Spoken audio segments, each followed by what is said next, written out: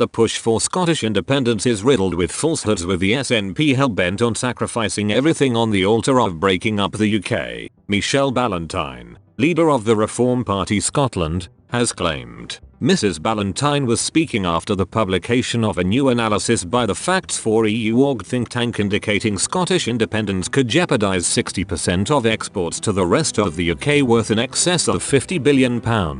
The report also highlights the fact trade with England, Wales and Northern Ireland is 20 times higher than Scotland's trade with Germany, the largest economy in the EU.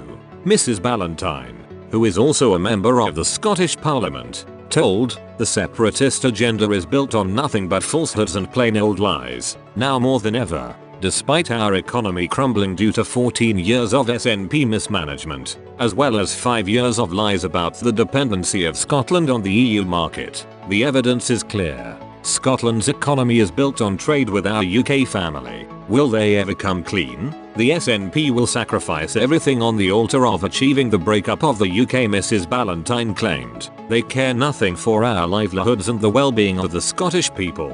They are happy to lie and misuse devolution to create grievance and prejudice, but their political ideology means they are unable to embrace the opportunities of Brexit or admit the benefits that we are already seeing.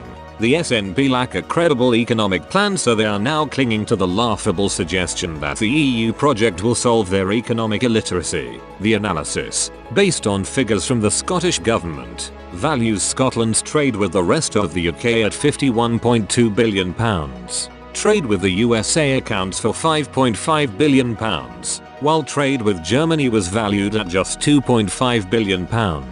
Commenting on the findings of its report, a Facts4EU org spokesman said, "Nicola Sturgeon and her SNP government have constantly found time, during the turbulence and the abuses of process taking place in the salmon crisis, to praise the EU and criticise Brexit. The SNP government have even found time to dictate that public buildings will fly the flag of a foreign power, a union of which it is no longer a member, and yet to ban the flag of the union of which it is in fact a member. In our view, this is extraordinary and delusional behaviour, conceived out of bitterness, hate, and spite." They continued, "One simple truth is that the rest of the UK accounts for 60% of all Scottish exports. The rest of the world comes next with 21%. And the member countries of the EU account for just 19%. The potential for Scotland to become a proud trading nation, freed from the shackles of the EU's disastrous trade policies, while benefiting from the newly liberated UK's bold new initiatives, was considerable,"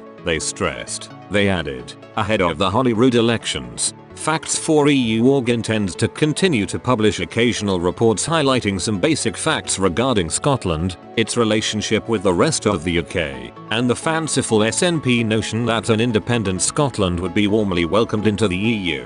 A poll published today suggests the SNP could win a narrow majority of seats after the Scottish Parliament elections. Survation's opinion poll for the Daily Record found Mrs. Sturgeon's party would win 67 seats at the election on the 6th of May. The poll put the other parties on a total of 62 seats, giving the SNP a majority of 5. This is based on the party taking an average of 50% of the constituency vote and 38% of the regional list vote. Fieldwork for the poll of 1,011 Scots was carried out on Thursday and Friday last week. Scottish Labour is top to win 24 MSPs with 20% of the constituency vote, though the polling was carried out before Anas Sarwar was elected as the new leader of the party. The Tories would lose their spot as the largest opposition party despite receiving 21% of the constituency vote, going from 31 to 21 MSPs. Express Co UK has contacted the SNP to offer them a chance to comment.